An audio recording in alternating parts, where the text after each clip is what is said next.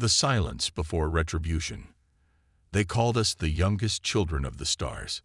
For 2 centuries, humanity had existed under the watchful eyes of the celestial Concordat, an alliance of 7 ancient spacefaring civilizations who claimed to have nurtured thousands of species into the galactic community. We were their latest project, their newest experiment in guided evolution. We didn't know we were being strangled. Ilara Reeves stood at the observation deck of Colony Station Nova Haven, staring out at the stars that peppered the darkness beyond the hardened glass. Her reflection stared back, dark hair tied back in a practical knot, deep brown eyes focused on the horizon, the blue patch of the Colonial Science Division prominent on her shoulder. At 34, she'd spent more than half her life on the frontier, pushing the boundaries that the Concordat kept trying to set. Beautiful, isn't it? The voice belonged to Administrator Tao Chen, who had stepped silently beside her. Hard to believe there was nothing here but asteroids and cosmic dust 10 years ago. Ilara nodded. Nova Haven was humanity's most distant settlement, a testament to human ingenuity and perseverance. Nearly 300,000 colonists, scientists, and engineers working together to build something extraordinary at the edge of what the Concordat called permitted space. The atmospheric processors are finally stabilizing on the surface, she said. Another year, and we can begin large-scale terraforming. 5 years after that, people won't need environment suits to walk outside. Chen smiled, but it didn't reach his eyes. If the Concordat allows it. The Rillian ambassador made another noise about environmental compliance reviews yesterday. Ilara felt her jaw tighten. The Rillians, smooth-skinned humanoids with 6 fingers and eyes that seemed to shimmer like opals, were the Concordat species most directly involved in guiding human development. They were unfailingly polite, endlessly patronizing, and utterly convinced of their own superiority. "We're well within the parameters of the treaty," she replied. "They can review all they want." "You know it's not about the parameters." Chen leaned closer, his voice dropping. "It's about control. Every time we succeed at something they didn't expect, they move the goalposts." Before she could respond, the station's alert system pulsed, not the urgent wail of an emergency, but the soft chime indicating an unscheduled arrival. "Strange," Chen muttered, turning to the nearest console. "We're not expecting any ships for another week." The console flickered, data streaming across its surface. Chen's expression hardened as he read. 5 vessels just crossed the outer sensor perimeter. Concordat registry. Diplomatic mission? Ilara asked, though something cold had settled in her stomach. No diplomatic codes. Chen's fingers flew across the interface. They're not responding to hails. The observation deck's viewports automatically enhanced as the ships came into visual range. Ilara recognized the sleek, almost organic lines of Rillian vessels, 3 escorts flanking 2 larger craft that she didn't recognize. "What are those?" she asked, pointing to the larger vessels. Chen was about to answer when the station's emergency system erupted into a wall of sound. Red warning lights bathed the deck as the main console erupted with urgent alerts. "Energy signatures," Chen shouted over the alarms. "They're activating weapons systems." "That's impossible," Ilara said, disbelief making her voice hollow. "The treaty." Her words died as the first beam of concentrated energy lanced out from the lead Rillian vessel, striking Nova Haven's outer defensive shield. The barrier flared brilliant blue before collapsing under the assault. "All personnel, this is not a drill," the station's automated system announced with artificial calm. "Hostile action detected. Evacuation protocols initiated." Chen was already at the communications array. "This is Administrator Chen to all Concordat vessels. We are an unarmed research colony. Ceasefire immediately." The only response was another energy beam that sliced through the station's outer ring. The observation deck trembled as emergency bulkheads slammed shut throughout the structure. "We need to get to the escape pods," Ilara said, grabbing Chen's arm. "Why are they doing this?" he asked, his face ashen as they rushed toward the emergency exit. We haven't violated any terms. They never made it to the escape pods.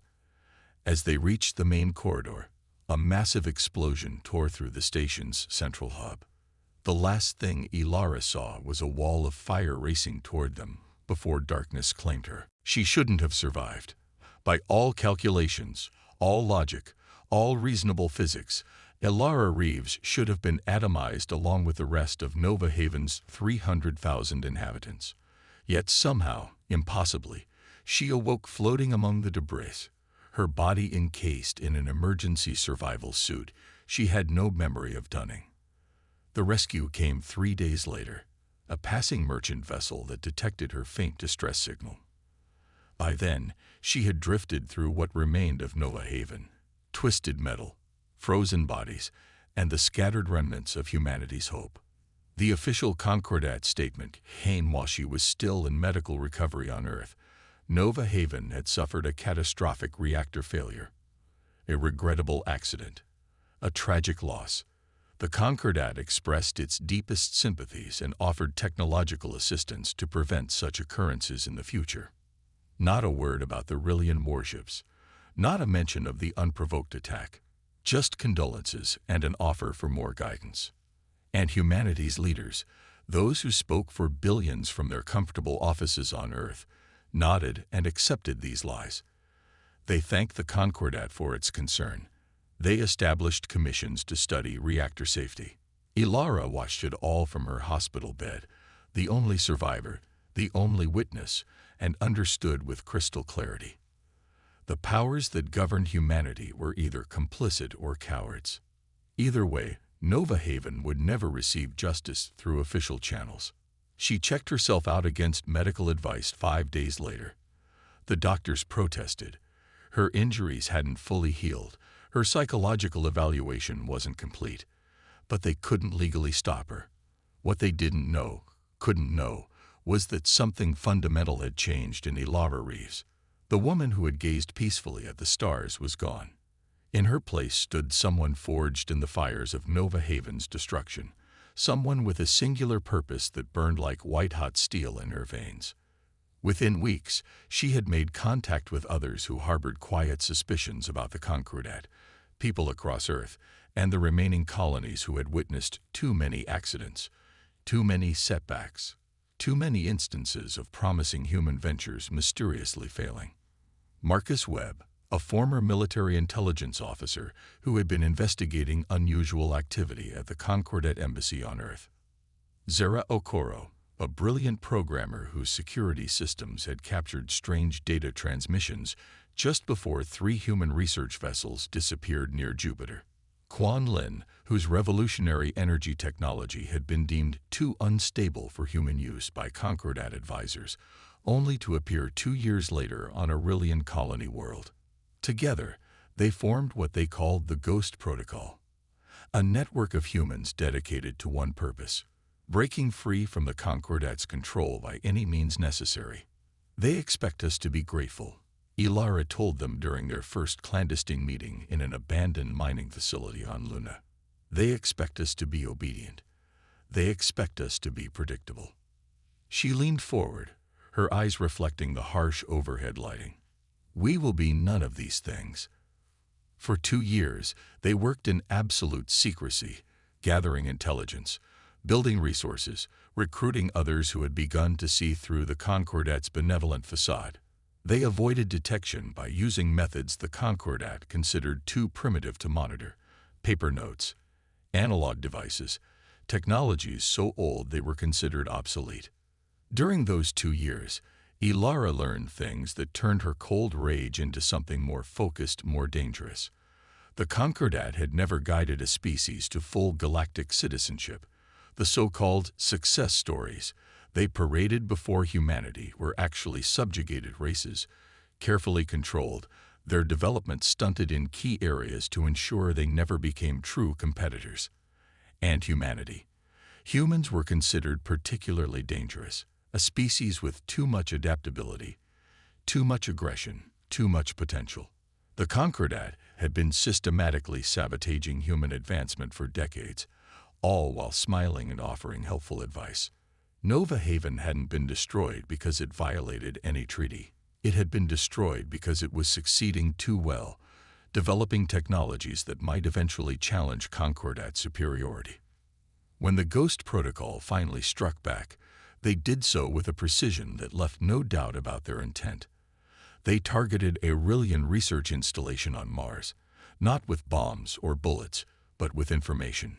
Using access codes obtained through means they never discussed, they downloaded every file, every communication, every secret the facility contained. And then they broadcast it all, not just to human networks, but to every species in the Concordat. Records of deliberate technological sabotage, plans for population control, strategies for keeping humanity dependent on Concordat guidance, and most damning of all, footage from Nova Haven showing the unprovoked attack, recovered from Ilara's survival suit's data recorder. The Rillian response was immediate and revealing. Not denial, not explanation, but rage. How dare these primitives? How dare these children? Within hours, Concordat representatives were demanding that Earth's governments find and surrender the perpetrators for proper judgment. But something unexpected happened. Faced with irrefutable evidence of the Concordat's treachery, humanity didn't cower.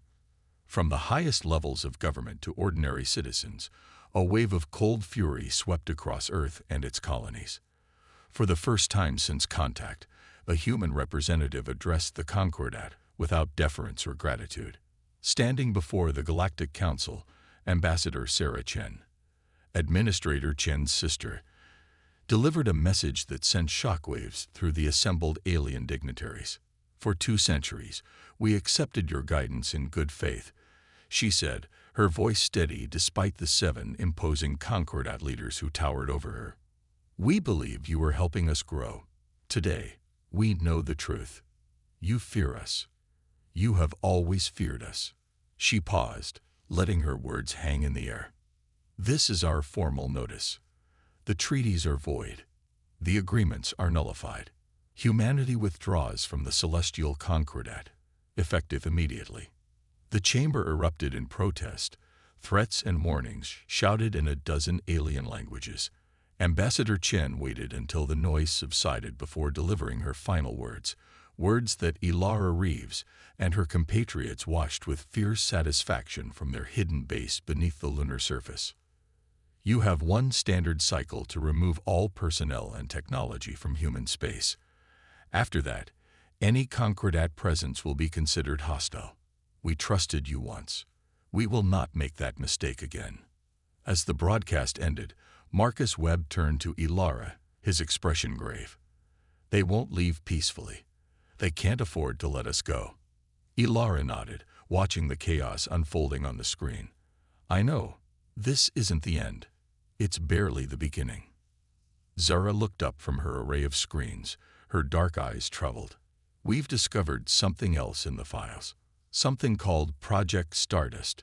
It's heavily encrypted, but what we've decoded so far. She hesitated. It's not just about controlling us, Ilara.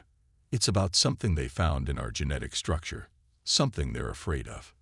Ilara stared at the partial data on Zora's screen, pieces of a puzzle that didn't yet form a complete picture. But one thing was becoming clear. The Concordat's interest in humanity had never been about guidance or benevolence. It was about fear and containment. Then we need to find out exactly what they're afraid of, she said quietly. And we need to. Ghosts of the fallen stars.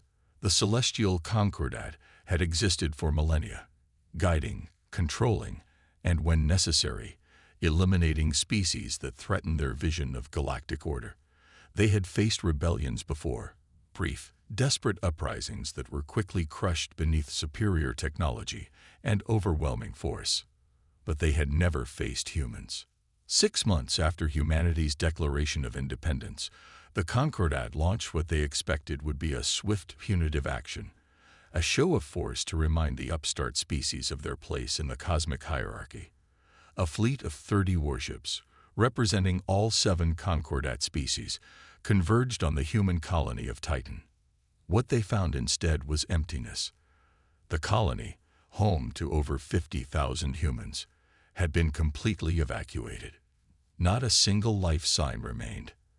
As the Concordat fleet held position, puzzling over this development, silent ships emerged from Titan's heavy methane atmosphere, vessels unlike any the Concordat had encountered before. They didn't match known human designs, they weren't detectable by standard sensors, and they moved with a precision that seemed impossible for such a primitive species. The battle lasted less than 20 minutes. When it was over, 17 Concordat warships had been destroyed or disabled. The rest fled, carrying with them tales of weapons that seemed to defy physics, energy signatures that shouldn't have been possible for human technology. In the Concordat's central chamber on the ancient homeworld of the Rillians, High Executor Valnasir faced the assembled representatives with an expression that, in her species, denoted both rage and fear. Her opalescent eyes flashed as she addressed the gathering. "How is this possible?" she demanded. "Their technology was contained. Their development was monitored. They should not have these capabilities." Elder Moztan of the Bricari, a species that resembled massive, crystalline insects, clicked his mandibles in agitation. "We have discovered disturbing evidence, High Executor. The humans have been deceiving us. While presenting primitive technology for our inspection, they were developing other paths in secret. Project Stardust," Valnasir said, her voice dropping to a hiss. "They've discovered it." The chamber fell silent. Project Stardust was the Concordat's most closely guarded secret, the real reason humans had been placed under such strict observation from the moment they were discovered. "Impossible," said Tereshko, the serpentine representative of the Nagan Collective. "The information was compartmentalized. Even most of our own people don't know the truth." "And yet," Valnasir replied, "they are using weapons that harness exactly the energy signature we feared they might discover. The decision is clear. We cannot allow this to continue. Prepare the purifiers."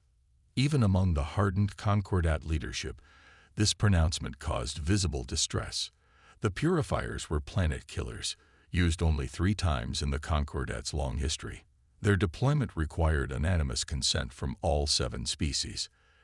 Elder Moztan raised a crystalline limb in objection.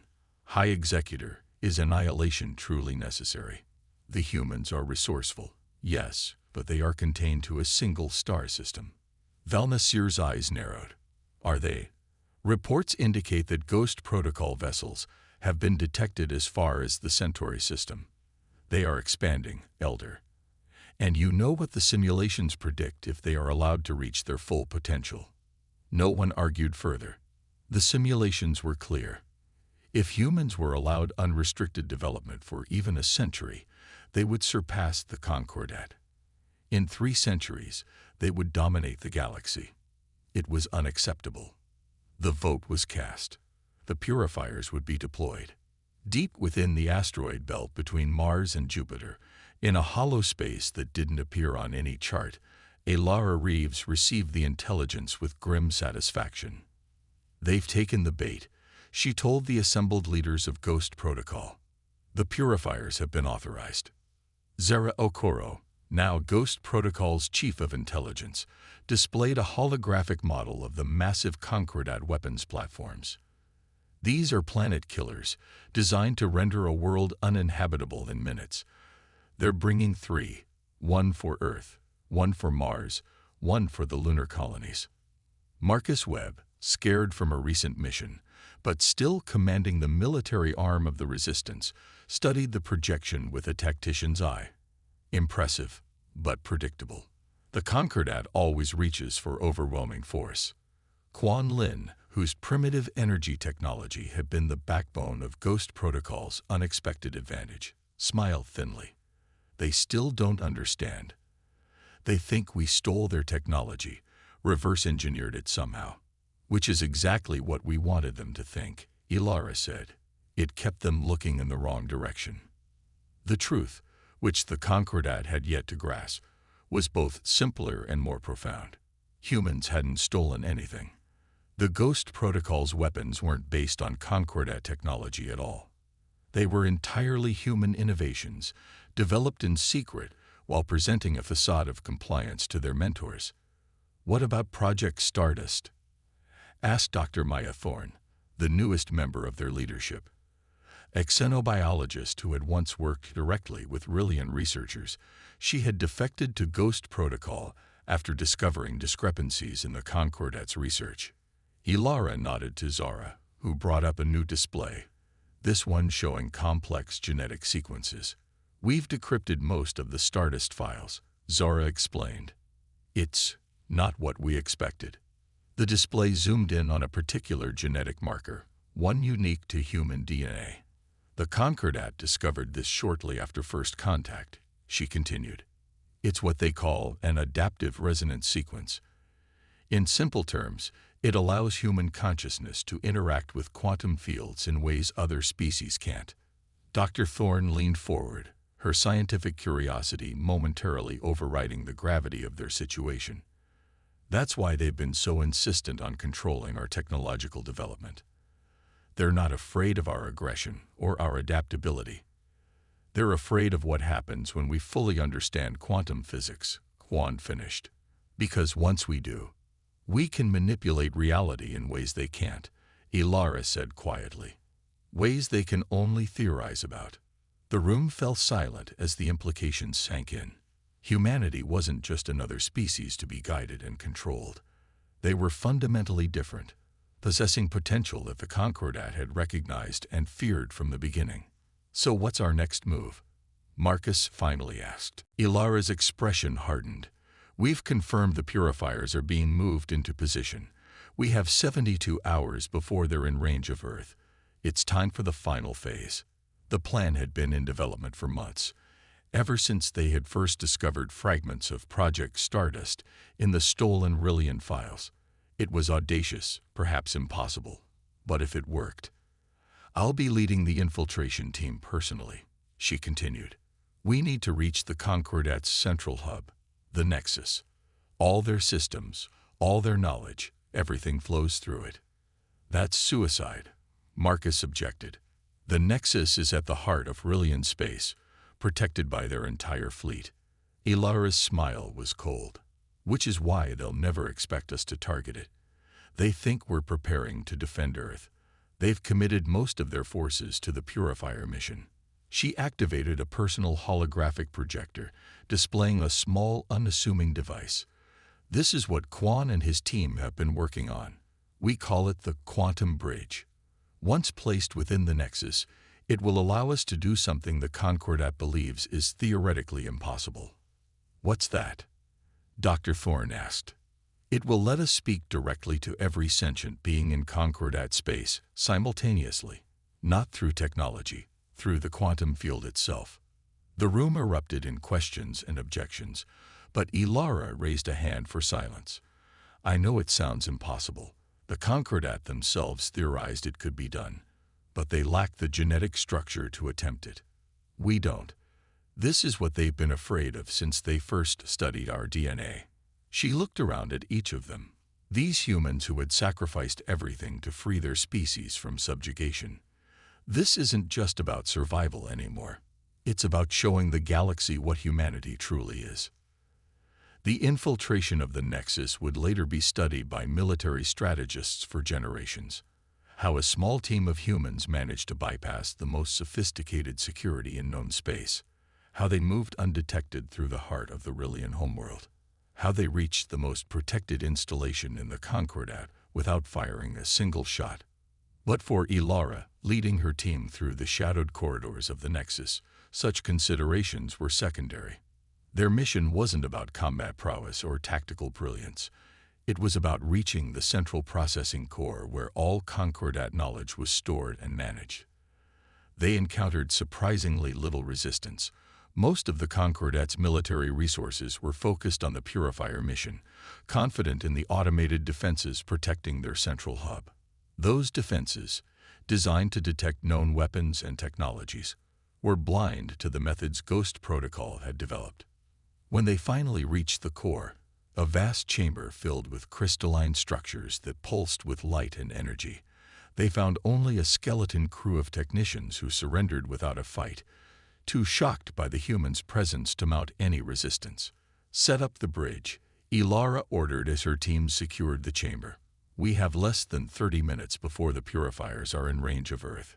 As Quan and his specialists installed the quantum bridge, connecting it to the Nexus central processors, Ilara accessed the Concordat's secure files. What she found confirmed everything they had suspected and worse. Project Stardust wasn't just about containing human potential, it was about harvesting it.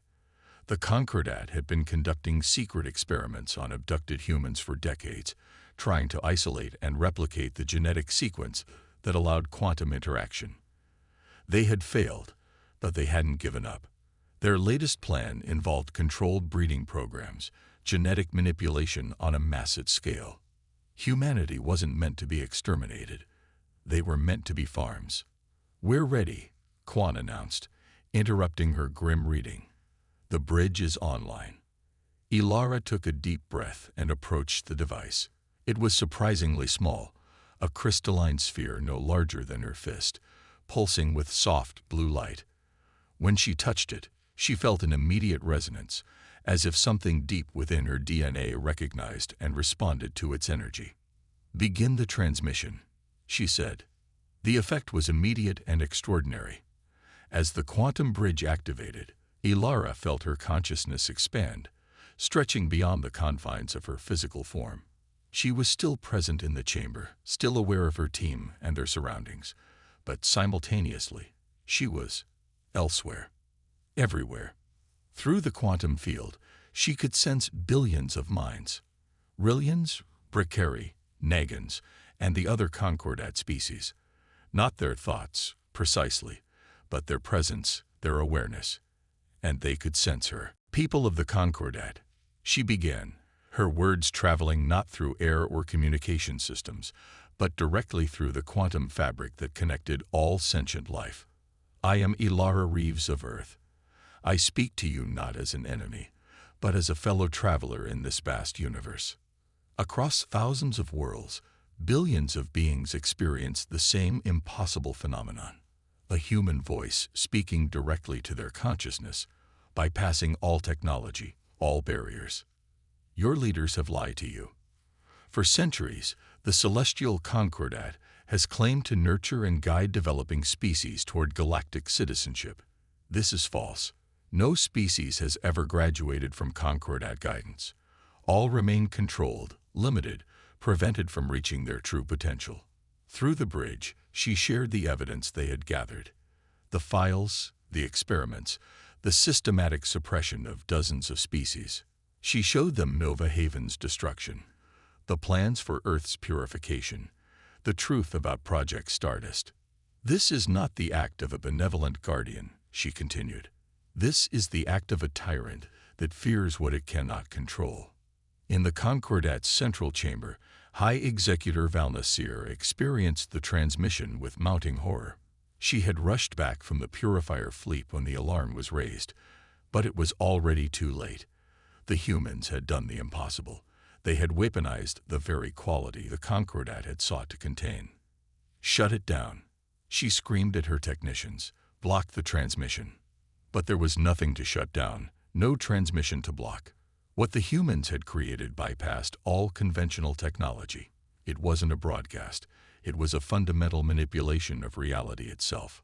Through the bridge, Ilara sensed the panic in the Concordat leadership and the dawning comprehension among the billions of ordinary citizens who had never known the truth about their government's actions. "We do not seek war," she told them.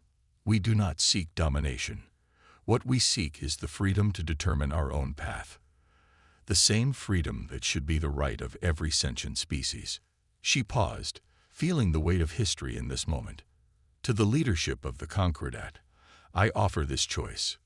Recall the purifiers. End Project Stardust. Acknowledge the sovereignty of Earth and all other subjugated worlds.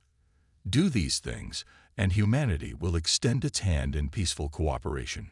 Refuse, and we will have no choice but to demonstrate exactly why you have feared us for so long." It wasn't a bluff. Through the quantum bridge, Ilara and her team had gained access to every system, every weapon, every secret the Concordat possessed. They could shut down the purifiers remotely. They could expose the personal crimes of every Concordat leader to their own people. They could, if necessary, bring the entire carefully constructed hierarchy crashing down. In the silent chamber of the Nexus, surrounded by the crystalline processors that had managed the fate of the galaxy for millennia, Ilara waited for the Concordat's response. Through the bridge, she could feel the shift in collective consciousness, the shock, the anger, the sense of betrayal spreading through billions of minds. More importantly, she could feel something else. Hope, not just from humans, but from countless beings across the galaxy who had lived under Concordat control for generations. Species who had been told they weren't ready, weren't worthy, weren't capable of determining their own destiny. High Executor Valnasir's voice, when it finally came, was stripped of its usual confidence. You cannot maintain this connection indefinitely, human. Your physical form cannot sustain it. Ilara smiled, though she knew the Rillian leader couldn't see it. Perhaps, but we've already transmitted the bridge technology to every human settlement. If I fall, another will take my place, and another after that. You cannot stop what we've begun. There was a long silence, not just from Valnasir, but across the quantum field, as if the entire galaxy held its breath. The purifiers have been recalled, the High Executor finally said, each word clearly painful. Project Stardust is terminated, and the sovereignty of Earth, of all worlds. Another painful pause. Acknowledged. It wasn't surrender, not precisely. The Concordat still existed, still held vast power and influence. But for the first time in its long history, it had been forced to recognize its own limitations, to acknowledge that there were some things it could not control. As Ilara withdrew from the bridge, returning fully to her physical form, she felt both exhaustion and elation. They had succeeded beyond their wildest hopes. They had changed the course of galactic history without firing a shot. What now? Marcus asked as they prepared to leave the Nexus, their mission accomplished. Ilara looked around at the ancient chamber, at the technology that had controlled the fate of countless species for millennia. Now we rebuild, not just human civilization, but something larger. A true galactic community, based not on control, but on cooperation. She paused, thinking of Nova Haven, of Administrator Chen, and the 300,000 souls who had perished there, of all the humans who had suffered under Concordat manipulation. Their sacrifice had not been in vain. And we remember, she added quietly, we remember what happens when any species, any civilization, believes itself entitled to determine the fate of others. We remember, so we don't become what we fought against. As they left the Nexus, not as infiltrators, but as recognized representatives of a sovereign species, Ilara knew that the path ahead would not be easy. Old powers don't surrender gracefully. Old prejudices don't disappear overnight. But for the first time in 2 centuries, humanity would face that future on its own terms, not as children to be guided, not as threats to be contained, but as what they had always been beneath the Concordat's oppression, a species of limitless potential, ready to take its rightful place among the stars. And they would not walk that path alone. Already, other species were reaching out. Those who had lived under Concordat guidance for generations, those who saw in humanity stand a chance for their own liberation. A new alliance was forming, one based not on fear and control, but on mutual respect and shared aspiration. The ghost of Nova Haven would always haunt Ilara Reeves. But as she stood on the bridge of their ship, watching the Rillian homeworld recede into the distance, she allowed herself to hope that its destruction had not been meaningless, that from its ashes something better would arise. A galaxy where no species need fear extinction for the crime of reaching too far, growing too fast, dreaming too boldly. A galaxy where humanity's unique gifts would not be contained, but celebrated, not feared, but embraced as one expression of the universe's infinite variety. A galaxy where the silence before retribution had given way to the dawn of a new age.